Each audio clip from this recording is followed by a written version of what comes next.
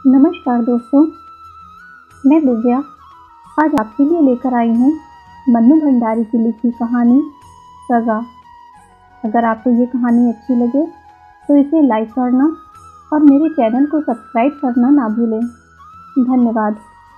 तो आइए सुनते हैं सज़ा। पापा का कार्ड आया है चाचा जी के नाम। फैसले की तारीख 16 अप्रैल पड़ी है और इस बार निश्चित रूप से फैसला हो जाएगा। पहले की तरह स्थगित नहीं होगा। यदि छुट्टी मिल सके और असुविधा ना हो तो 2 दिन के लिए आ जाना। मेरे और मुन्नू के लिए एक लाइन तक नहीं लिखी थी, ना प्यार ना आने के लिए कुछ। पूरे साल में पापा का यह पहला कार्ड था और हमारे विषय में कुछ नहीं लिखा। जैसे उन्हें मालूम ही नहीं हो कि हम भी यहाँ हैं। क्या पापा ने अपने को इतना बदल लिया है? उन्होंने क्या बदल लिया है? शायद समय ने उन्हें बदल लिया है। उन्हें ही क्या, सबको ही बदल दिया। मैं क्या कम बदल गई हूँ? मुन्नू क्या कम बदला है? पता नहीं अम्मा की क्या हालत होगी। ओह, इन 5 सालों में क्या कुछ नहीं हो गया। 16 अप्रैल, आज से 5 दिन बाद मैं जाऊंगी, ज़रूर जाऊंगी और मुन्नू को लेकर ही जाऊंगी। कांत मामा ने तो हर सुनवाई के बाद यही लिखा है कि इस बार फैसला पक्ष में होगा। हे भगवान, ऐसा ही हो, पर रह रहकर मन कांप जाता है। पहली बार भी तो सब यही कहते थे। तब मैं एकदम नासमझ नहीं थी, फिर भी ज़्यादा नहीं समझती थी। पप्पा और अम्मा तो हमेशा मुझे बच्ची ही समझते थे, इसीलिए शायद बड़ी ही नहीं हो पाती थी। इधर एकदम कितनी बड़ी हो गई हूँ, कानून की बातें समझने लगी हूँ। 7 आदमियों का दोनों समय का खाना बना लेती हूँ। खाना ही नहीं, घर का भी तो काम करने लगी हूँ।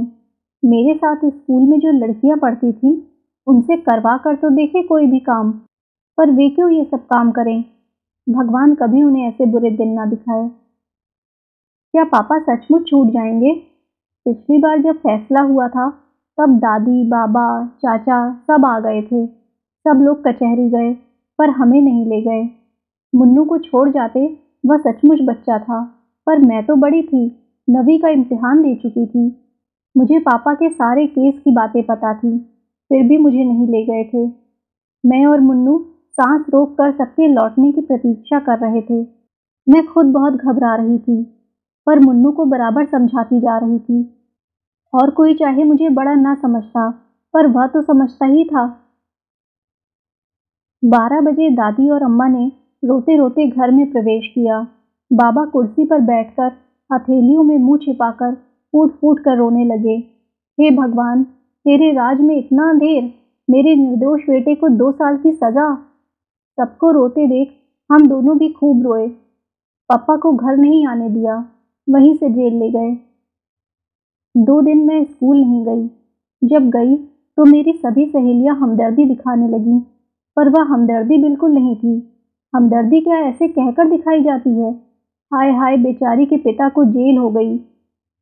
आपस में दबी जबान में कहती, इतने बड़े लोग भी चोरी करते हैं। तभी ठाठ थे आशा जी के। मेरा जी होता चीख चीख कर सबसे कहूँ कि पप्पा ने कुछ नहीं किया है। बस इस समय उनके ग्रह बिगड़े हुए हैं। ग्रह जब बिगड़ जाते हैं तब क्या नहीं हो जाता।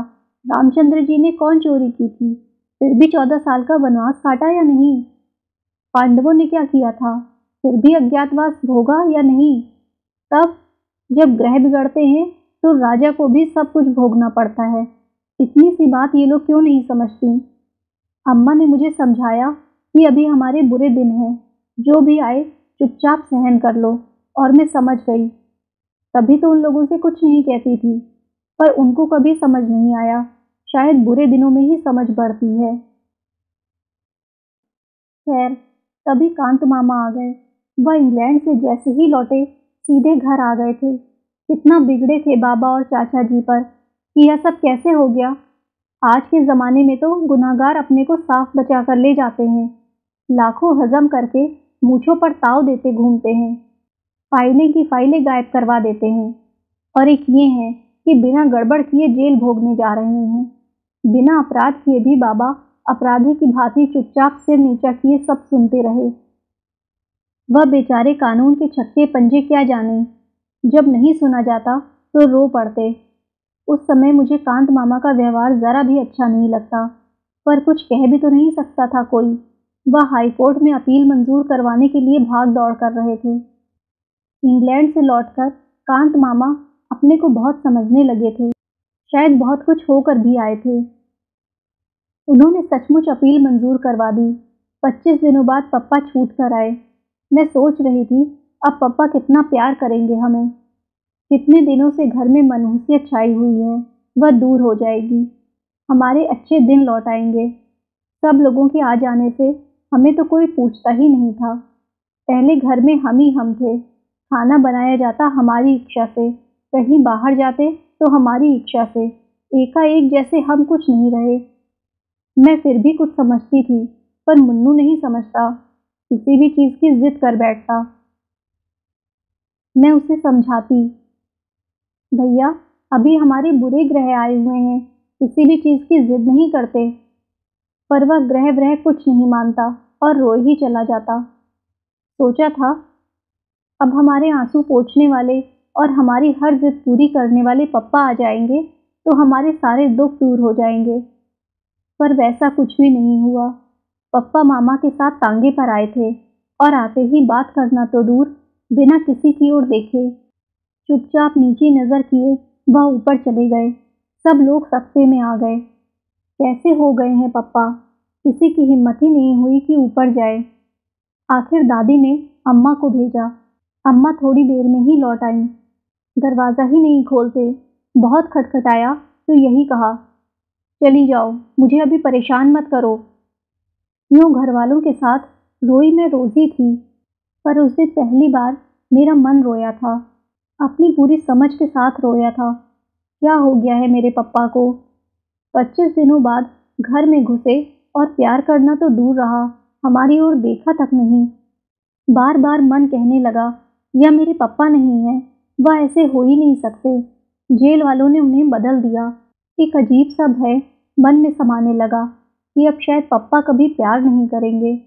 और सचमुच उसके बाद मैंने कभी उनका प्यार नहीं पाया, आज तक नहीं। इस कार्ड में क्या वह एक पंक्ति भी हमारे लिए नहीं लिख सकते थे। यूँ मैं उनकी इस उदासीनता और तटस्थता को समझती भी हूँ। शायद वह अब किसी से मोह नहीं रखना चाहते। कहीं फिर सज़ा हो गई तो। शाम को सब लोग ऊपर गए। दरवाज़ा तो खोला पप्पा ने, पर बात किसी से नहीं की थी।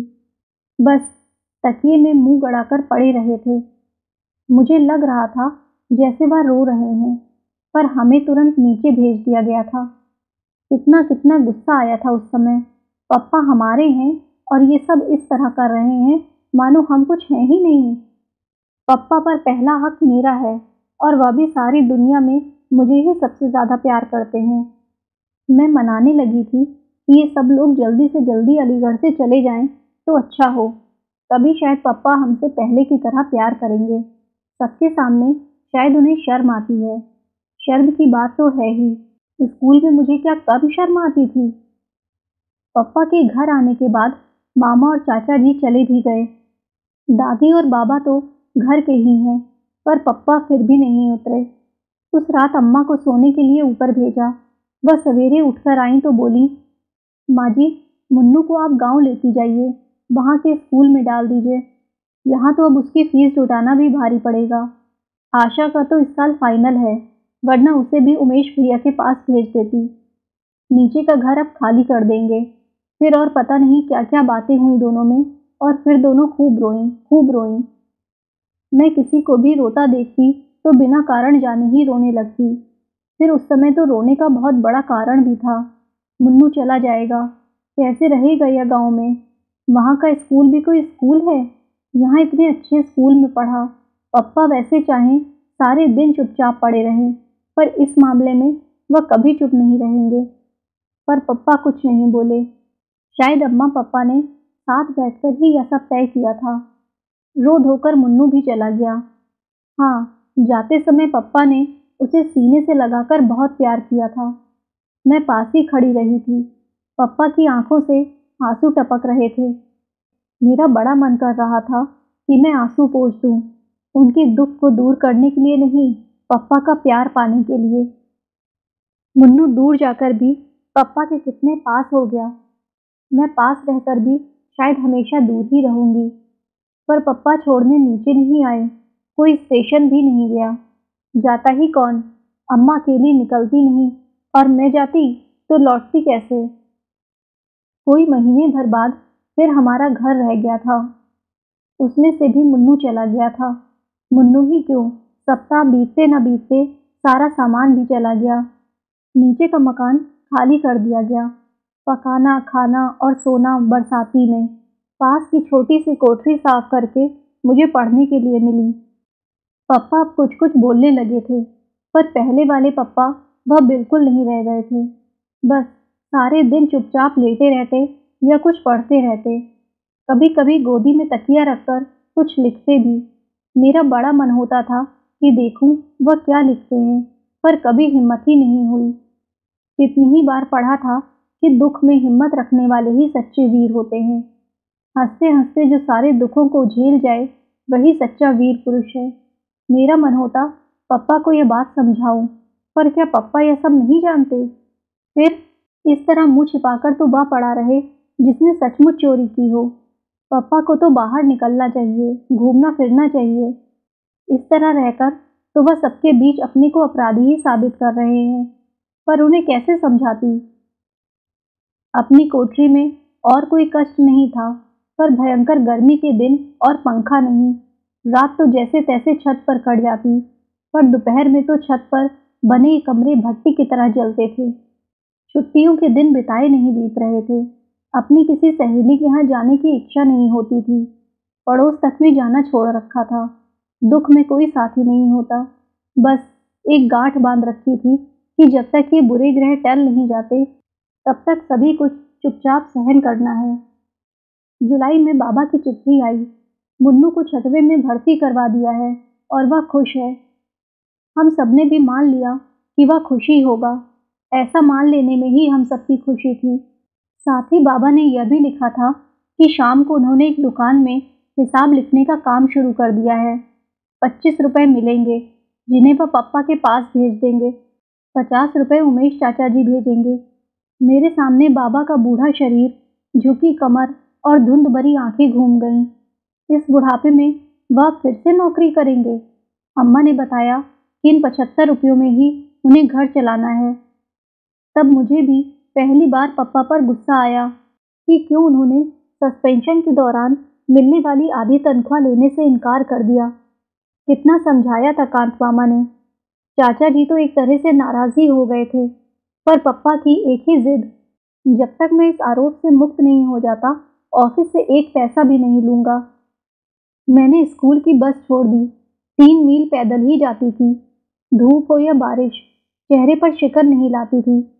कभी कभी सोचती पापा को सस्पेंड हुए 2 साल 3 महीने हुए।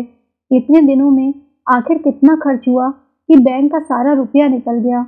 अम्मा के सारे गहने बिक गए और भी पता नहीं क्या क्या चला गया।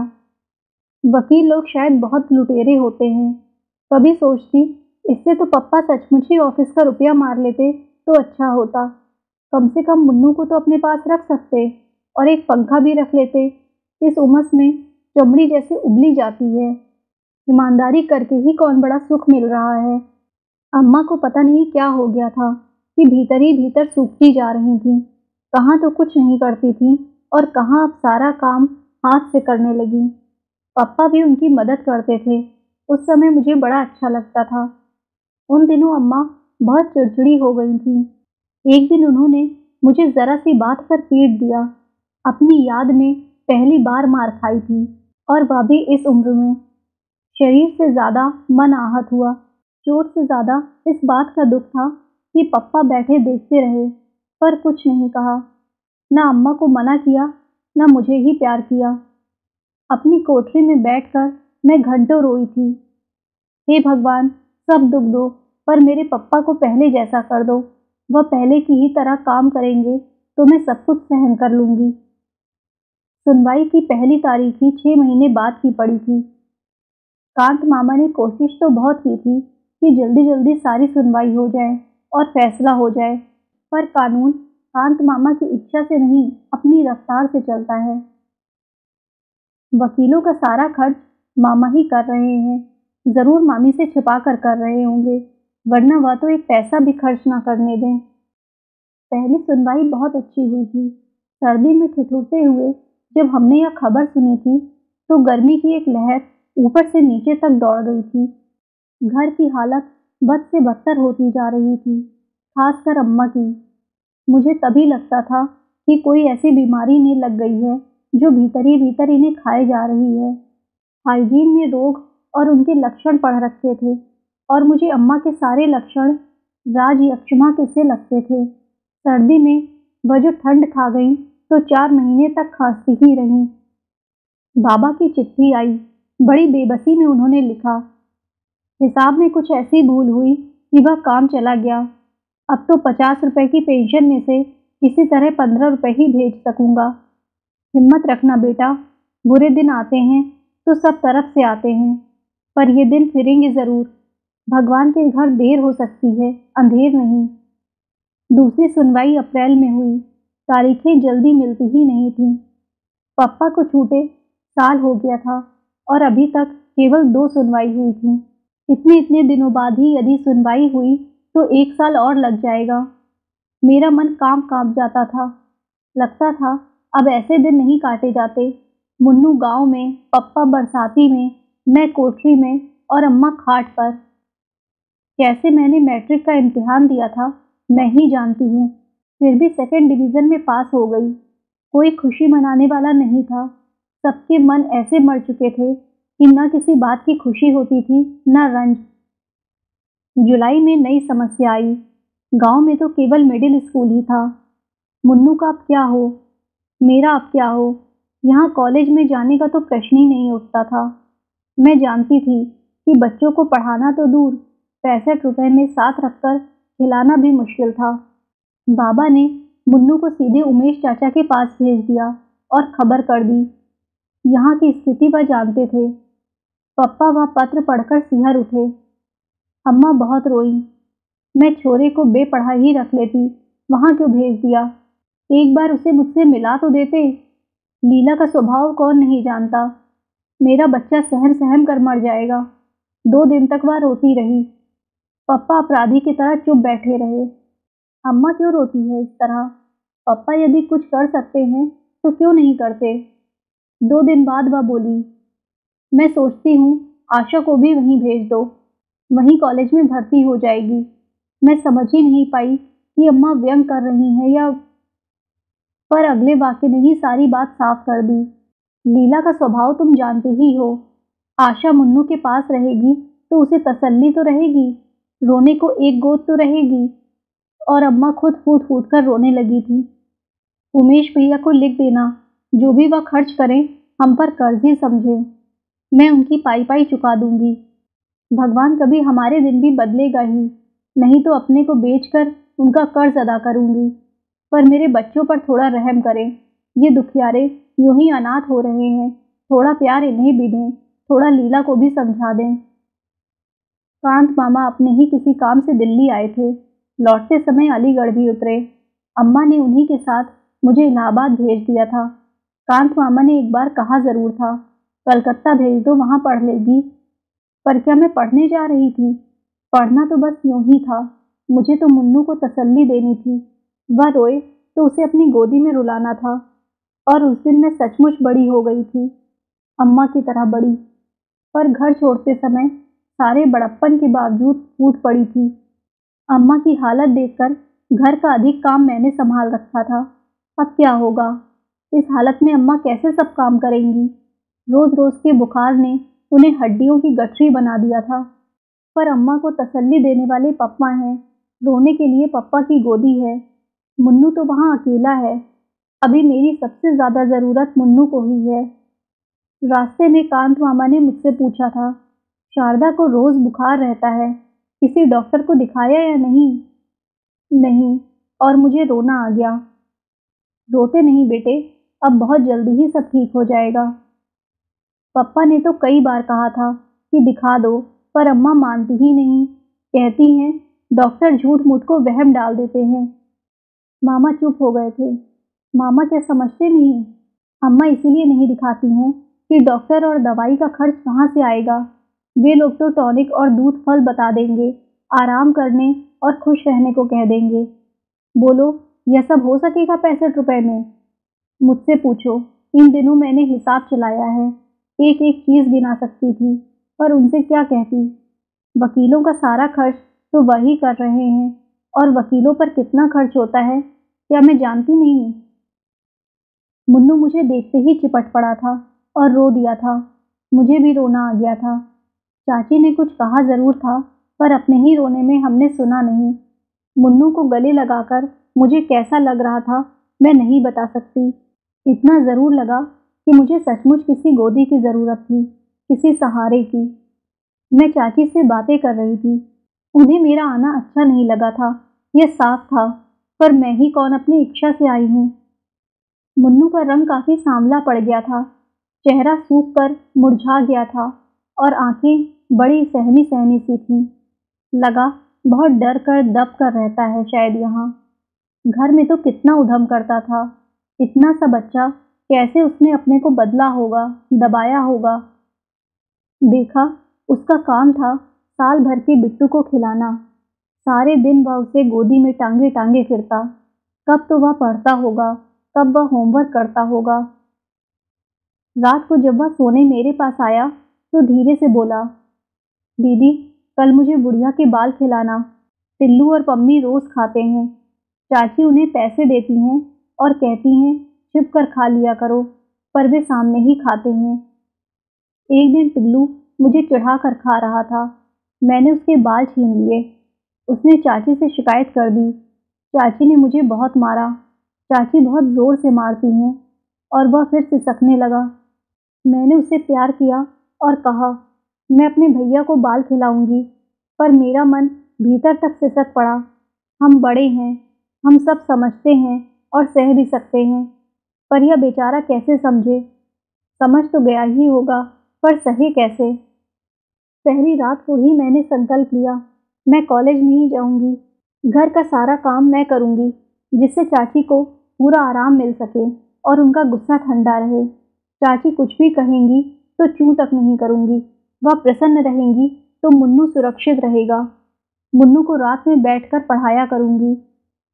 मैं चाची से भी जल्दी उठकर सबके लिए चाय बना देती, फिर जल्दी से टिल्लू और पम्मी को तैयार कर देती, तब नाश्ता देकर तीनों बच्चों को स्कूल भेज देती। नाश्ते की प्लेट देखने चाची ज़रूर आती। शायद उन्हें यह वहम रहता है कि मैं मुन्नू को कुछ ज़्यादा या अच्छा ना खिला दूँ। चाचा जी तारीफ करते, तुम तो बड़ी होशियार हो आशा, इतना काम कर लेती हो। चाची तुरंत कहती, मैं जब इतनी बड़ी थी तो 12 जनों के कुनबे को संभालती थी, आध आध मन के पापड़ मुंगौड़ी बनाया करती थी। चुप रहती थी मैं तो। दोनों समय का खाना भी मैंने अपने ही जिम्मे कर रखा था। रात में सोने जाती तो पैर मेरे तपते थे। कभी कभी मुन्नू को अपने पैरों पर खड़ा कर लेती थी। उससे पैरों को तो आराम मिल जाता था, पर मन। अम्मा कभी कभी गांव में काम करवाती थी तो पप्पा डांटते थे। मैं अपनी आशा को डॉक्टर बनाऊंगा, विदेश भेजूंगा। यह भटियार खाना करवाकर क्या मुझे अपनी बिटिया की जिंदगी खराब करनी है? यही वाक्य हवाओं में तैरकर कमरे में घूमता रहता, गूंजता रहता। धीरे धीरे आदत पड़ गई तो पैरों का दर्द बंद हो गया और मन भी सुन्न होता चला गया। मैंने अम्मा को नहीं लिखा कि मैं कॉलेज में भर्ती नहीं हूँ। लिखने के लिए चाची जी ने मुझे 4 पोस्ट कार्ड दिए थे और बताया था कि हर महीने 4 कार्ड मिलेंगे। उनमें मैं अपने कुशल समाचार भेज देती थी। बस रात दिन काम कर करके मैं चाची के क्रोध को संभाले रहती। आराम पाकर मुझ पर वह कुछ कुछ प्रसन्न भी हो गई थी, पर उनका हाथ जब तब उठ जाया करता था। अपने बच्चों पर भी, मुन्नू पर भी। उनके बच्चे आदी थे तो मार खाकर भी हंसते और भाग जाते। फिर वे मार खाते तो प्यार भी पाते थे, पर मुन्नू सहम जाता था, भीतर ही भीतर सिसकता। बड़ी करुण नज़रों से वह मुझे देखता, पर भीतर से कट कर भी मैं ऐसे अवसरों पर कुछ नहीं बोलती। सोचती, यूं मार खा खा कर मुन्नू या तो बेहद ढीठ हो जाएगा या जड़। पापा और अम्मा तो कभी हाथ भी नहीं लगाते थे हमारे। अकेले में मैं उससे प्यार कर लेती, समझाती, थोड़े दिनों की बात और है भैया, फिर हम अपने घर चलेंगे, अम्मा और पप्पा के पास। बस। पता नहीं वह समझता भी था या नहीं, पर मेरा मन सबसे ज़्यादा दुखी होता तब चाची गुस्से में कहती, ऑफिस के 20,000 गायब करके गाड़ दिए और हमारा खून चूस रहे हैं। ये हमारे बड़े हैं, लानत है ऐसे बड़प्पन पर।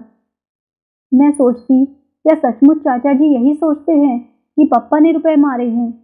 यदि आज उनके पास पैसा होता तो क्या हमें यूं छोड़ देते और अपने सारे पिछले दिन आंखों के आगे घूम जाते? कितना प्यार करते थे पप्पा, कितना।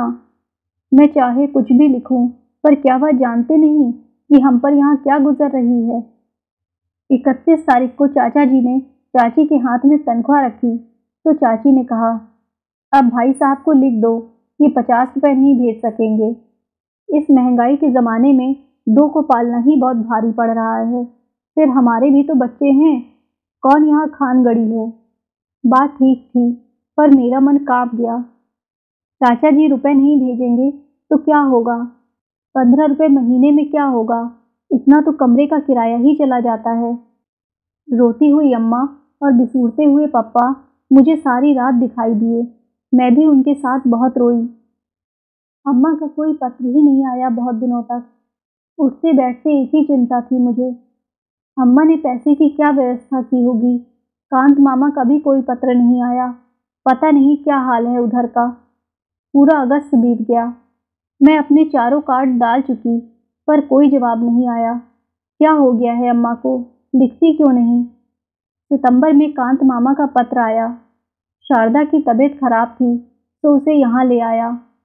यहाँ उसका इलाज चल रहा है। दिनेश जी ने कमरा बदल लिया है। उनका पता, किस्मत के अलावा क्या कहूँ कि तारीख जल्दी नहीं मिलती। अगली तारीख इसी महीने के आखिर में पड़ी है। सुनवाई पर जाऊँगा। तुम घबराना मत, भगवान सब ठीक करेंगे। गर्मियों तक कुछ न कुछ अवश्य हो जाएगा। तो पप्पा अकेले रह गए। अम्मा की गोद भी छिन गई जिसमें वे रो सकते थे। पप्पा का यह पता? अलीगढ़ की गली गली मुझे मालूम थी। यह तो मजदूरों की बस्ती है। अंधेरी सीलन भरी गलियां, पास में बहते नाले। पप्पा का खाना कौन बनाता होगा? उन्होंने तो कभी ऐसे काम नहीं किए। कभी अंगीठी भी जलाते तो अम्मा मना कर देती थी। तब वह यही कह देते, शारदा, कौन जाने कि इस बार ही छूट जाऊंगा। सजा हो गई तो पता नहीं क्या क्या करना पड़ेगा। अम्मा बीच में ही डांट देती, ऐसी बात भी क्यों मुंह से निकालते हो? भगवान के घर देर हो सकती है, अंधेर नहीं। यह वाक्य अम्मा ने बाबा से सीखा था और मंत्र की तरह गांठ बांध ली थी। और मैं भगवान से यही मनाया करती कि हे भगवान, उन्हें सजा ना हो, पप्पा की तपस्या का फल उन्हें मिले। जो कुछ वह सह रहे हैं वह क्या तपस्या से कम है? सीलन भरी अंधेरी कोठरी में सबसे मुंह छिपा कर रहना, बच्चे कहीं पत्नी कहीं। अब तो रहम करना, अब उन्हें सजा मत करना। कांत मामा की चिट्ठी आई कि फैसला पक्ष में ही होगा। केस की पैरवी बहुत अच्छे ढंग से हुई है, बस फैसले की तारीख पड़ जाए जल्दी से। मैं बैठी बैठी दिन गिनती। अपील के बाद मुकदमा चलते हुए 4 साल हो गए। इन 4 सालों में क्या कुछ नहीं हुआ। भगवान, देर तो बहुत की, अब अंधेर मत करना। यूं यह देर भी अंधेर से कम नहीं, पर और अंधेर मत करना। मुन्नू और टिल्लू अपना अपना रिजल्ट लेकर आए। टिल्लू सब विषयों में पास था और मुन्नू एक विषय में फेल होकर प्रमोट हुआ था। चाचा जी ने टिल्लू को प्यार किया। मुन्नू पास खड़ा आंसू भरी आंखों से टुकुर टुकुर ताकता रहा। चाची ने कहा, फेल हो गए ना, पढ़ने लिखने में मन लगाओ मुन्नू साहब, तब टिल्लू की तरह पास हो जाओगे। सारे दिन बैठे बैठे टसुए बहाने से पास नहीं हुआ जाता। आंख के आंसू गालों पर ढुलक गए। कमीज की बाह से उन्हें पोंछता हुआ वह भीतर जाने लगा तो टिल्लू चढ़ाने लगा, फेलू राम फेलू राम। उस दिन पहली बार मेरे लिए अपने पर बस रखना बहुत कठिन हो गया था। मन हुआ कह दूं, उसे पढ़ने के लिए समय ही कहाँ मिलता है। सारे दिन तो बिट्टू को खिलाता है, 25 चक्कर बाजार के करता है। पर चुप। जाते जाते मुन्नू ने एक बार चढ़ाते हुए टिल्लू को ज़रूर जलती आंखों से देखा था। लगा उठाकर एक हाथ मार देगा, पर न वह लौटा न कुछ बोला ही। कैसे हो गया है मुन्नू इतना सहनशील? चुपचाप सहने का उपदेश उसे मैं ही दिया करती थी, पर अब वह यूं सह जाता है तो सबसे ज़्यादा कष्ट मुझे ही होता है। कोई उपाय भी तो नहीं था। मुन्नू की छुट्टियां हो गईं। सोचती थी कि शायद कांत मामा या अम्मा का कोई पत्र आएगा कि तुम लोग आ जाओ, पर किसी ने कुछ नहीं लिखा। पापा तो कभी कुछ लिखते ही नहीं। अम्मा कभी कभी 2 लाइनें लिख देती। मैं धीरे धीरे ठीक हो रही हूँ, तुम चिंता मत करना। लीला को आशीर्वाद, बच्चों को प्यार। चाची की मदद करना, तंग मत करना। मुझे हर बार लगता था इतनी झूठी चिट्ठी लिखती हैं अम्मा। पर धीरज की अवधि खिंचते खिंचते 1 साल तक पहुंच गई। पिछले मार्च में सुनवाई हुई थी और अब इस साल का अप्रैल है। अब तो मुझे लगने लगा था कि जैसे जिंदगी भर हमें इसी तरह रहना है, बस इसी तरह।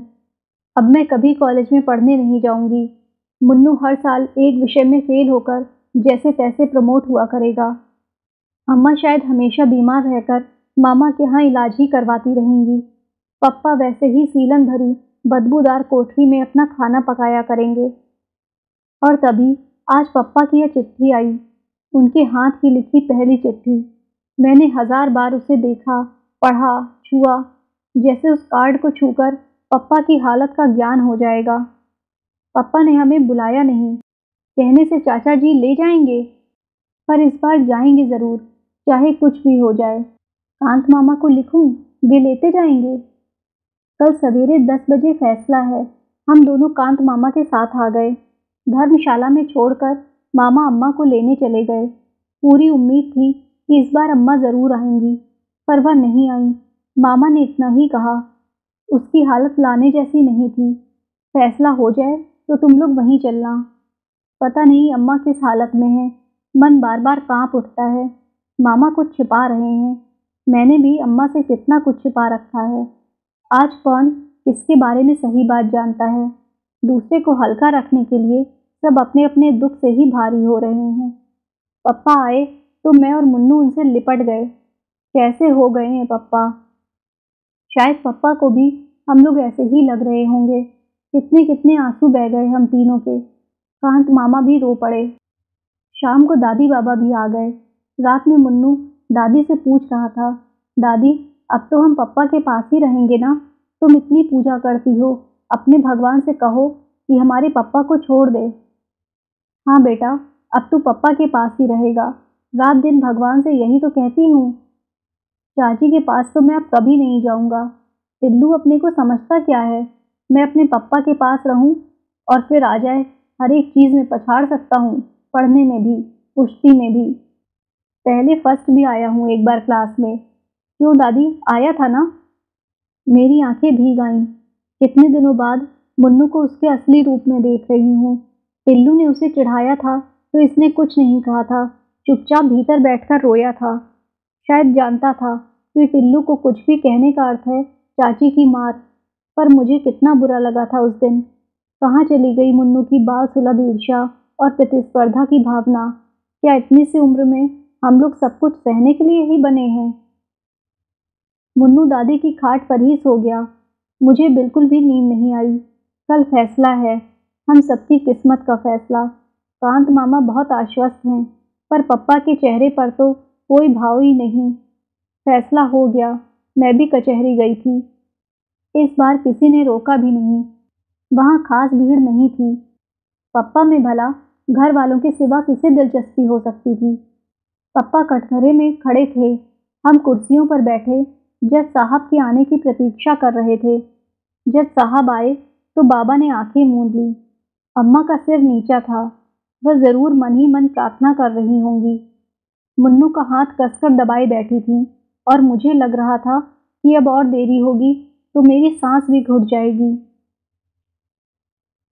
कानूनी भाषा में जज साहब ने क्या क्या कहा मुझे कुछ समझ में नहीं आया, पर आखिरी वाक्य समझ में आ गया। मुल्जिम को रिहा किया जाता है। मैं मुन्नू का हाथ हवा में उछालकर एक तरह से चीख पड़ी, मुन्नू, पापा रिहा हो गए, रिहा हो गए। पर एकाएक ही दादी और बाबा फूट फूट कर रो पड़े। मैं भय से कांप उठी, कहीं मैंने गलत तो नहीं सुन लिया। पिछली बार भी तो ये लोग इसी प्रकार रोते रोते घरों में घुसे थे। पर बाबा का यह वाक्य, मैं कहता था ना बेटे, भगवान के घर में देर है, अंधेर नहीं, देख। पर पापा को क्या हुआ है? वह खुश क्यों नहीं हो रहे? उनका भावहीन चेहरा, गड्ढे में धसी हुई निस्तेज निर्जीव आंखों में से खुशी की चमक क्यों नहीं आ रही? वह ऐसे पथराई आंखों से बाबा को देख रहे हैं, मानो उन्हें बाबा की बात समझ में ही नहीं आ रही हो। मैं दौड़कर पप्पा से चिपट गई। पप्पा, आप बरी हो गए। सुनते हैं, आपको सज़ा नहीं हुई, सज़ा नहीं हुई है आपको। पर पप्पा फिर भी वैसे ही रहे, मानो उन्हें विश्वास ही नहीं हो रहा है कि उन्हें सज़ा नहीं हुई है। धन्यवाद।